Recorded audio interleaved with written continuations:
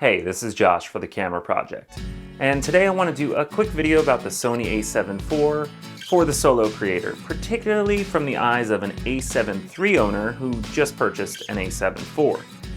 Now, the target of this video is maybe YouTubers, vloggers, live streamers, really anyone who needs to set up and run in a video and photo environment on their own.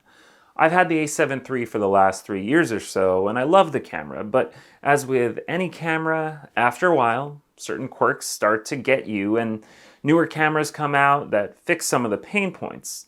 Something that was once a little bit of an annoyance becomes a real issue.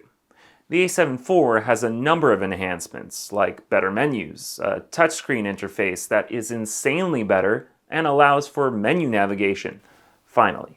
For the video creators out there are obvious big advantages of 10-bit video, which means a much more usable S-Log3, S-Cinetone, a full-size HDMI port, but this video isn't intended to go into those. It's more to talk about form factor and little things that aren't so obvious when you look at a spec sheet.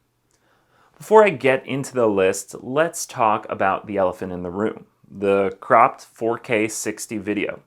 It's crap. It needs to be fixed via firmware.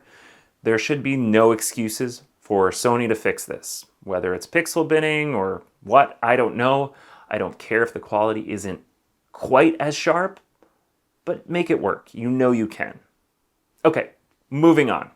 Here are my 5 things that make the A7IV great for solo creators, other than that 4K 60. Number 1, the camera mode dial with separate selection for video, photo, or S&Q. Now, I don't personally use S&Q that much, so I won't touch on that. But for any type of hybrid shooter or someone who uses the camera while traveling for both video and still, I've been wanting a separation of video and stills settings for such a long time. Now I can set up my proper shutter speed, ISO, aperture, picture profile, etc. for video and not worry about changing every setting back when I switch back to photo and vice versa. It all ties into a menu setting, which allows you to separate the two. It can be found under Setup menu, number 3, Operation Customize. From there you go to Different Set for Still/MV. And it is so nice to finally have these settings not affect each other. Number 2. Now, the separation of video and photo doesn't stop there. And while I could talk about having separate custom settings for video and photo because of my first point, I'm actually going to focus on the ability to separate a separate FN menu for video and photo. The separate function menu is incredibly useful because video has so many things that you just don't care about when shooting stills. Audio levels, for instance. Not going to affect my stills. Having the ability to customize them separately is invaluable. I've already set up the 2 menus and I'm sure I'll tweak them as time goes by, but it's just so helpful to be able to quickly recall more functions in both video and photo. Number 3, the flip screen. And yes, this is an obvious one, but I can't tell you how many times I've lamented having to bring a 5-inch external monitor with me when shooting camera project videos just to see if I was in frame. I came from the Olympus EM5 Mark II, as followers of this channel probably know, and was used to a fully articulating screen. And the tilt screen was a step backward. Having this is huge. Number 4, improved autofocus.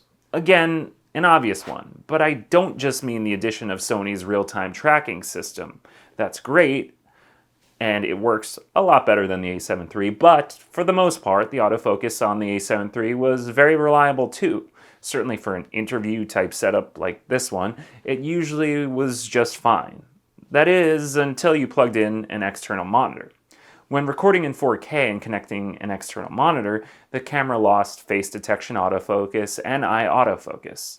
It would still be able to focus a good portion of the time, but not nearly as well as if there was no monitor plugged in. Oh yeah, and did I mention that the screen on the back of the camera shut off when hitting record in 4K and connected to that external monitor? No longer are these issues on the A7IV. It works as it should. No worries about external monitoring and autofocus.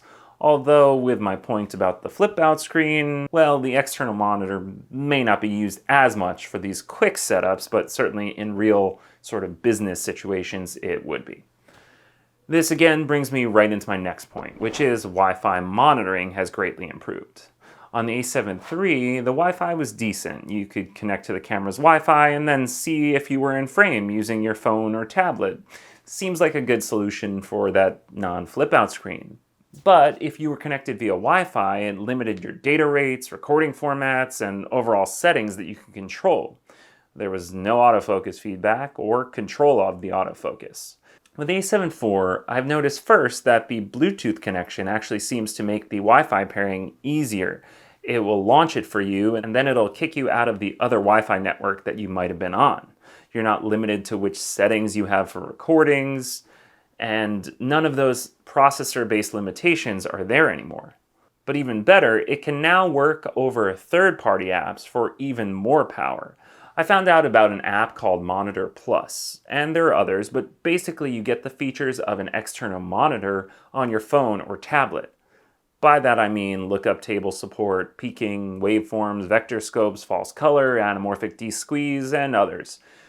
But you also get full control of the camera, shutter speed, aperture, ISO, white balance, picture profiles, and on top of that you get to select your focus type and the ability to move and change focus points while monitoring a recording.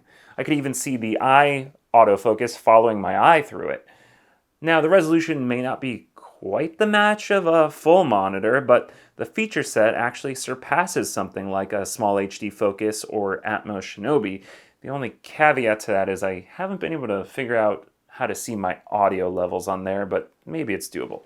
And the biggest thing about this is that it doesn't support the older generation of Sonys like the A7 III. So yeah, it's a huge advantage. I can just set up an iPad off frame, and in addition to my flip out screen, I get this nice close monitoring where I can check my framing, I can check my focus, and I can just kind of glance over and see that box following my eye. So that's my list. Let me know your thoughts on the A7 IV, and while we're at it, let Sony know you're pissed about that 4K 60 crop. Maybe they can fix it. Who knows? If you like this video, please like it, and please subscribe to the channel. Do it. Come on. Do it.